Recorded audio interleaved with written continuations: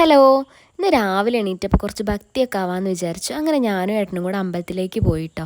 ഇന്ത്യന്നൂർ ശിവക്ഷേത്രത്തിലേക്കാണ് ഞങ്ങൾ പോയത്. ഇവിടെ 2 കുളമുണ്ട് കേട്ടോ. അതിൽ നിറയെ മീനുണ്ട്. മഴക്കാലമായതുകൊണ്ട് കുളമൊക്കെ നിറഞ്ഞു നിൽക്കരുന്നേ. ചിരിക്കാൻ പറഞ്ഞപ്പോൾ ഉണ്ടാക്കി ചിരിയാണ് കേട്ടോ നിങ്ങൾ ഈ കണ്ടുകൊണ്ടിരിക്കുന്നത്.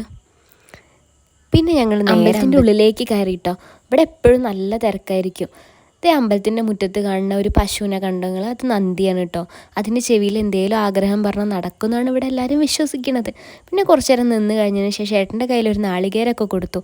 ഡെമ്പലാന്ന് ഓർത്തു പോയി തോന്നുന്നുണ്ട് ആ നടത്തൊക്കെ കണ്ടിട്ട് തോന്നുന്നു.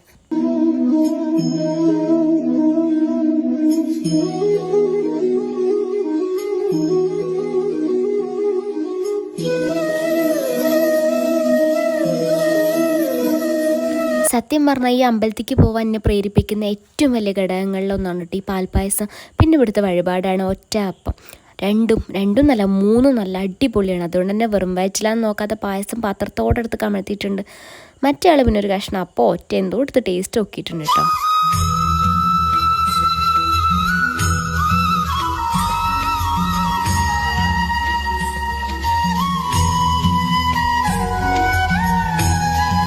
ഒറ്റയ്ക്കാണ് പോകുന്നത് എന്നുള്ള ചിന്തയുള്ള എൻ്റെ കെട്ടിയോൻ എന്നെ കൂട്ടാതെ പോയപ്പോൾ വണ്ടി നിർത്തിച്ചിട്ട് ഞാനും പിന്നെ അതിൽ ഓടിക്കയറി.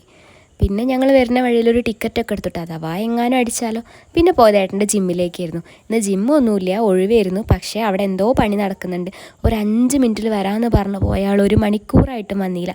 അങ്ങനെ ഞാൻ തിരഞ്ഞു പോയപ്പോൾ താഴത്തെ റൂം പൂട്ടി കിടക്കുന്നുണ്ട്. അപ്പോൾ എനിക്ക് മനസ്സിലായി മൂപ്പര് മുകളിലാണെന്ന്. അങ്ങനെ 1 മണിക്കൂറായി 2 മണിക്കൂറായി ഞാനവിടെ പോസ്റ്റ് അടിച്ചിരുന്നു.